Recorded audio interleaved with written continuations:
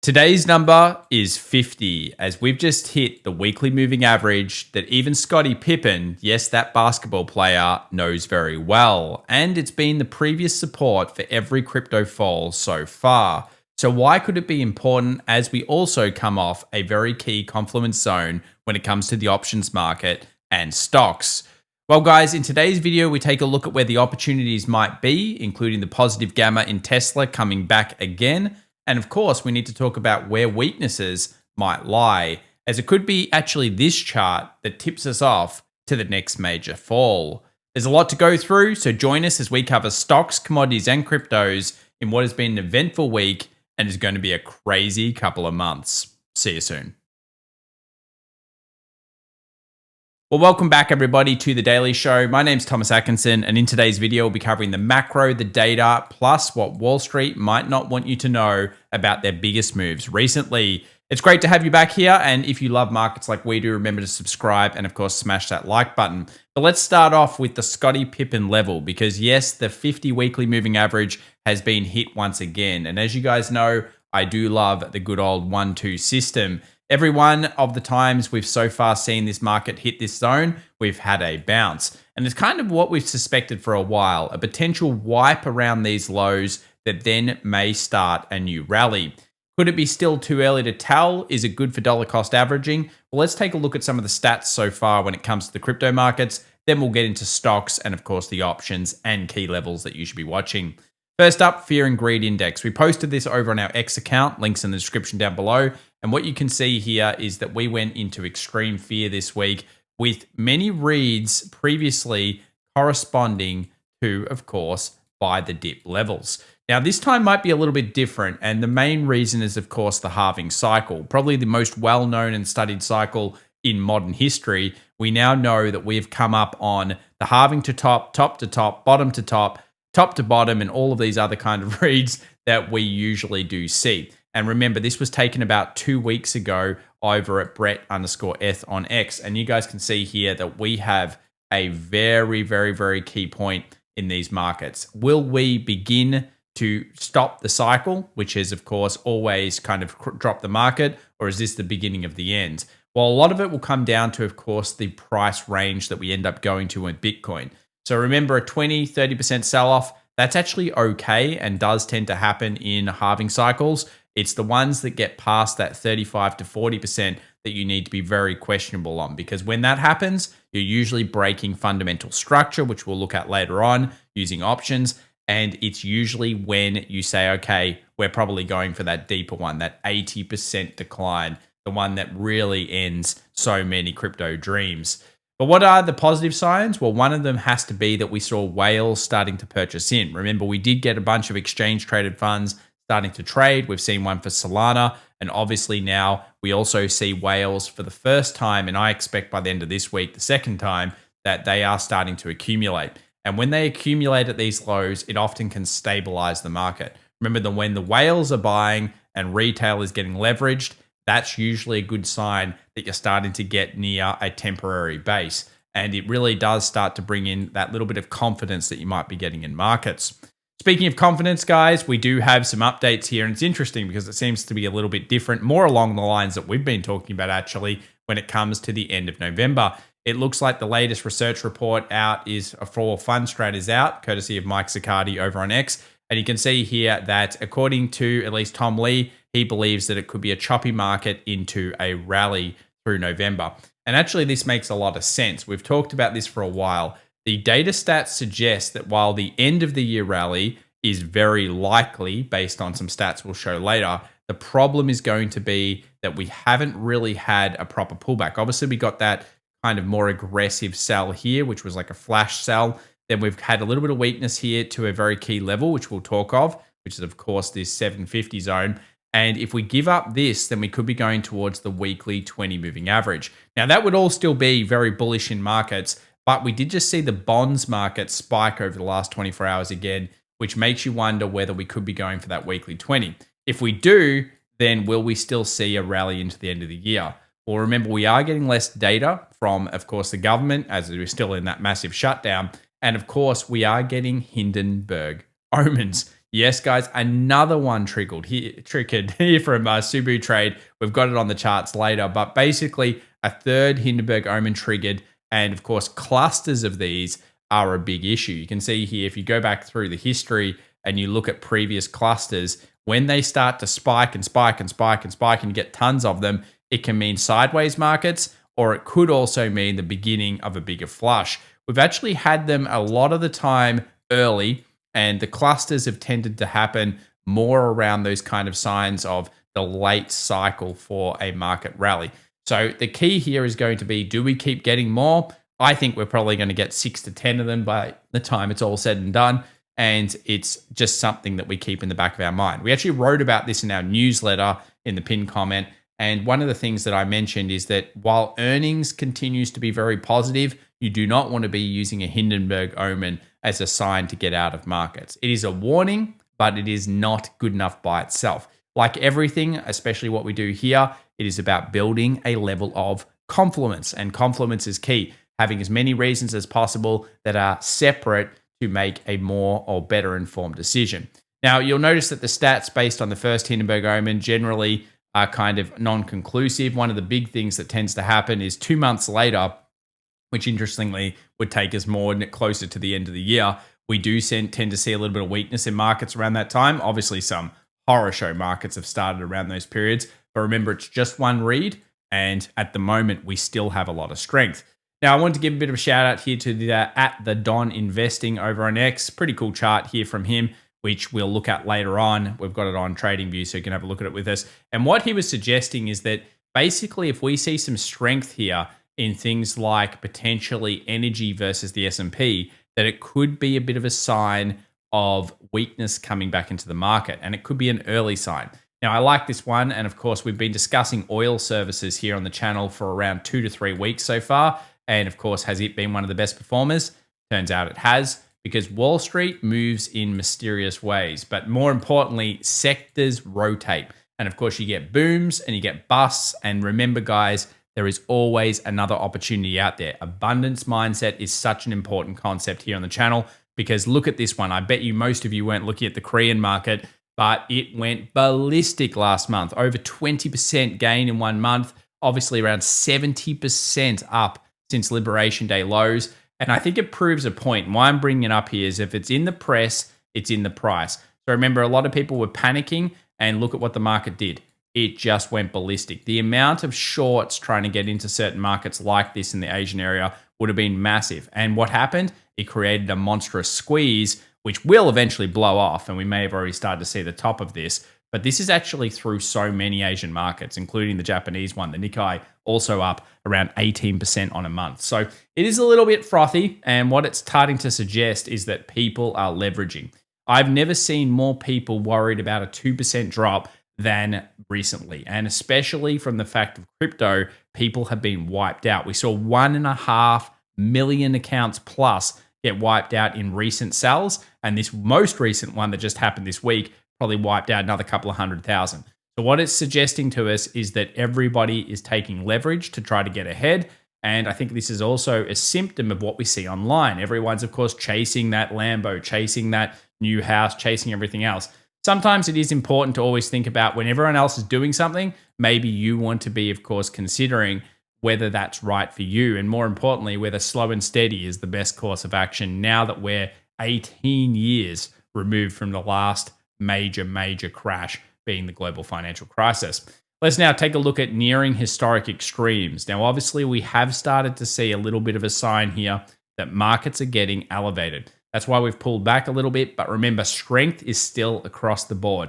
So what are the stats showing us? Well, the stats are generally showing us that even if we get pullbacks here, someone will most likely buy it up. And one of the reasons why that's happening is because, of course, we have a decent amount of money on the sides, but also fund managers have just been losing this year. They've not been beating the index. And that suggests that they may want to chase it into the year end, which also could end very poorly in January, which seems to be an overlay we're getting quite a lot of at this stage. We did see the second largest ever trade on IWV, which is a big S&P ETF, just 48 hours ago. We've also got another one that I thought was interesting, which is that if you've been watching Meta, of course, it fell massively back into a key support. Well, guess what? Couple of large trades just came in over the last session. They're all at the same price, around that 627. So we've spiked a bit off that. Could that be a temporary base? Certainly a good first sign. And we had semiconductors also finding some large trades recently coming back down to a key level. So we've kind of hit a bit of confluence here when it comes to markets. And you'll even notice that that Tesla trade, which is now rebounded, could have been a buy, because remember, we think this is currently accumulation based on positive gamma. So really, this market is filled with different stuff that's happening at this stage. Now, what if things get worse? Well, I think the point that we're starting to see maybe programmed into AIs a little bit, or robot algorithms on Wall Street, is that they will want to buy the dip. This phantom print kind of shows us this. So if things get worse, let's say the Qs actually sell and they move down to the 600 target, then this level here, guys, could be actually where Wall Street will instigate a bit of the buy the dip. So based on what we saw with Tom Lee's data, which is like a chop, based on the weekly 20 moving average not being hit, if we see confluence with that, let's say we drop this level and we keep falling down, this could be a very interesting level to look at, because it looks like it's being programmed. And this, remember, is the largest ever phantom print that we've seen when it comes to the Qs. And this is a major index ETF. And look here, there was a phantom print over here. And what happened?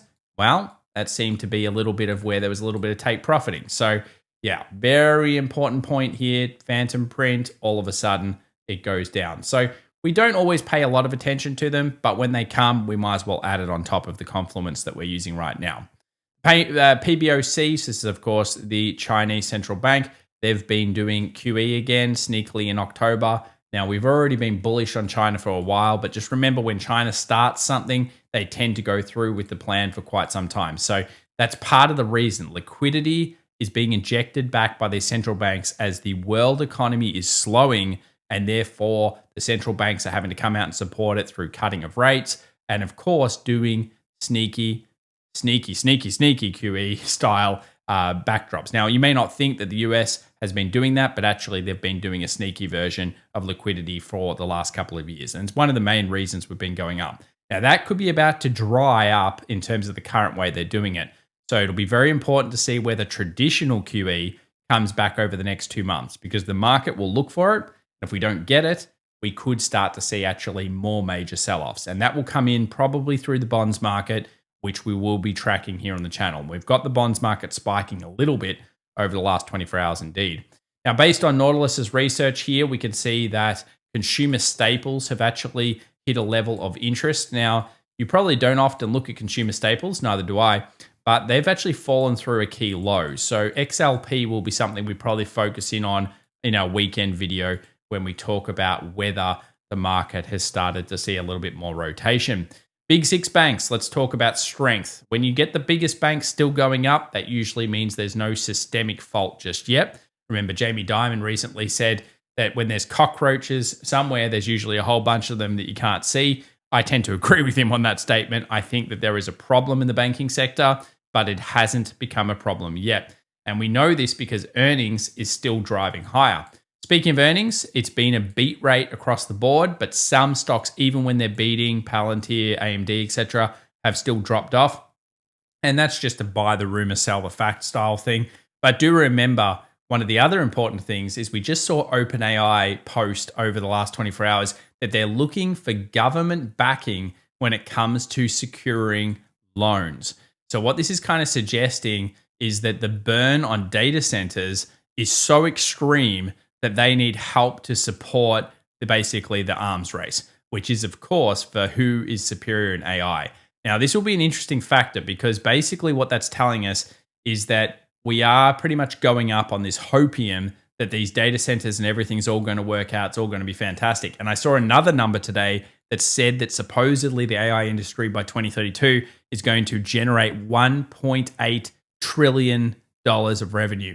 These numbers are starting to turn out a little bit like the old dot-com boom in terms of, I'm not so sure the gains are going to be there, but I'd be very interested to know what you think in the comments down below. Is AI the future? No question in my mind, guys. However, is AI a little bit ahead of itself? Maybe. And I think if you've used any of the most recent chatbot iterations, you'll notice they're slowing down a little bit. They're more iterative. and it doesn't look like the same kind of speed that we were going at just a few months ago. Let's talk about NASDAQ. Now, when you're high, that is when you actually move up many months in a row, you might think, well, that means weakness. And it can. 7 months up in a row, not too many reads, very strong market. Actually brings in the chop or even decline. So this is the month of November that we're in at the moment. Now, we didn't see a sell in the traditional months, August, September, October, almost nothing. November is really the general last chance before the end of the year, where you usually run into January, and then January can get a little bit snaky. But this is an interesting one because only 20% of the time November was bullish. And it kind of comes back to that idea that we may chop around here a little bit, maybe even decline to the weekly 20 and then rally back up. The main positive news about this is who cares if we decline that much, because it doesn't look like it's going to be that bad. Now, of course, it could be worse, but the data stats point to it not being that bad. And the data stats still point to a very good structure. Blue Curtic here has, of course, the similar reads. Okay, there's some drawdowns here, average 3.72%. But in general, look at the November-December change, 95% of the time. And even the negative one was barely negative. That's a pretty strong stat. And I always say follow the structure more than follow the opinions, more than follow the news, more than follow your bias, because the structure tends to be more accurate. Here's the kind of way we're looking at it right now. The 98 to, of course, 25 narrative, maybe a little bit of sneaky kind of November decline, followed by rally, followed by bigger sell-off next year and extreme volatility. And I think being a midterm year, everything that I'm seeing right now points towards next year being questionable in overall gains. So this year might be a 20%er. It could be. But next year is unlikely to be over 10%. So there are some big things coming to the channel as we share with you our forecasts for next year, which you'll see over the next coming months. So I think you guys will really enjoy that one. Make sure to sign up for the newsletter down below as well. We will have some exclusive charts in there completely free. So what data do we have coming? Well, we have some more earnings coming from all the big guys, but this week kind of, slowing down now that we've seen some of the big ones, Palantir and AMD. And in general, I would say this earnings season has been pretty good. Let's now jump on over to the S&P. The big one here, guys. Anchored VWAP level, 67.50, and a bunch of puts. It's so difficult for the market to go down when everyone's jacking up puts. And you may have noticed yesterday, we pushed above 6,800. Why did we do that? Well, you may have seen there were puts all the way through 67.50 to 6,800. We closed around 6,800. Who profits? Wall Street profits, guys. So, of course, anchored VWAP, daily 20 moving average, a key level. The next level, though, is going to be somewhere down here with that weekly 20 moving average, should it go down. And we do have now 2 rejections off this zone. So, of course, a closure above here. So if we close above that level, about 68.50, that's going to be a pretty good sign that buyers are trying to commit back in. 3 Hindenburg Omen cluster now. So definitely more than we've had in a while. And this is now starting to become slightly statistically worthwhile focusing on. So we'll continue to do that over the next coming months. US 500 has spiked to a new high, which is a good sign. Buyers will probably try to commence somewhere around here. You'd have to think around 67.75. Now, if a buyer commences here, they're going to stop loss under here. And if that gets dropped, then of course, I think the weekly 20 is the most likely course of action. But for now, not too bad. I think a lot of markets were purchasing up over the last 24 hours. Particularly, we saw China with a bullish hammer, and we saw a few other strong markets like the Latin markets, Euro stocks, etc., all come back strongly. So yeah, there's a bit of buy demand still in these markets. Let's now take a look at the puts and where the strikes seem to be. Next 24 hours, we've got a ton of calls sitting on 68.50, so unlikely we get above that, guys. That's going to be certainly a call wall should we push higher. And then the next one is going to be, what happens around this 67 kind of 60-50 zone. Because you can see here, if we drop down, especially over the next 2 sessions, especially here on the 7th of November, then all of a sudden 6,700 becomes a huge put wall. So we'll be watching the options. It's not as clear here, but one thing is probably fairly certain is that if we go up to 68.50, we're going to find that as a wall, because that is a huge amount of calls floating on in over the last 24 hours. So obviously everyone's going to probably take profit or at least force the price to stay under that level. Now let's move over to Tesla. Well, we're getting a clap, okay? Now, the only reason we're getting a clap is because it's not above previous price, but it's nice to see Tesla kind of holding true to what we're looking for at the moment, which is just underneath 500. Remember, Tesla is a option stock plus price action. So price action first, options second. And look at the calls. My goodness. If this market cracks 465, 470, it could run really quickly. Look how many people are stacking all over the place. Now, it can also go bad, but that is a super positive gamma event should it start to spike in. So a lot of options potentially on the table here coming into this week's end of expiration. Nvidia, just chilling. 195, bunch of puts. Nothing much to really note here on Nvidia, just chilling. Still technically bullish across the board. And IBIT, as you can see here, been a very good read actually on IBIT. We got 57 as a key put on the last read, which you'll see because we're actually going to track IBIT later on in the charts. This is Bitcoin for anyone that doesn't know, but also the 6160 is holding. So that's kind of suggesting again that maybe we're going to actually see a hold here at the Scottie Pippen level. And I just love saying that. I just think it's so funny that Scottie Pippen's TAing, guys. What world do we live in? It's 2025 and we've got basketball stars now in the trading world. GLD, what's going on here? 360, 360, 360. We know that's a key zone. It looks like if we drop 360 on gold, we could be heading down into the 340s, but we'll update more on that. At this stage, you guys know that I'm a big fan of the 50 moving average, funnily enough, on that chart. Let's now jump on over to the lead indicators and we'll look at how everything's going. First up, we have bonds. And the bonds market spread did widen over the last 24 hours. That is a concern, but has it broken through 3.2? No. Have we broken below 67.50? No. So technically we're still bullish at this level until we lose those zones. Then of course we just basically look towards a weekly 20 on the S&P. And you can see here that other markets, Latin America 40, bang, new high straight away. So clearly there's a lot of money still out there. Euro stocks, bang, almost new high. The thing is going crazy. And then, of course, the dollar just moderating, still looks quite strong. And, of course, we still like dollar bull because it's in the press, it's in the price. And guess what's been in the press recently? The end of the dollar is near. Yeah, it takes a long time for that to happen, guys. So don't worry about those stories. There are plenty of currencies worse than the dollar in terms of shape at this stage. And I think you're going to see one of them always fail. I've always believed that, and I continue to say so. So one of the things is that doesn't mean you can't have weak dollar, but at the moment, it seems like as soon as there's a sign of concerns of growth, bang, everyone's back in the dollar. So it just shows you the strength of the major. Gold, yeah, it's pretty boring, which we expected it to be after, of course, we got that massive blow off top. So we expect this to just chill for a little bit. Silver's similar. We've got levels trapped. And nothing much to report there. Semiconductors versus SPY. Now, what's going on here? Well, this is an interesting one because, of course, what we've seen recently is we've had semiconductors beating the SPY. And do remember, we kind of have two ways to read this. If we think of this as like a flag, which we can, then we take the distance of the flagpole and we extrapolate it out. And we got about 80% of the way there. Anywhere in here is possible of pit or pullback. And what a pit is just sideways action for a while, and a pullback obviously is a little decline.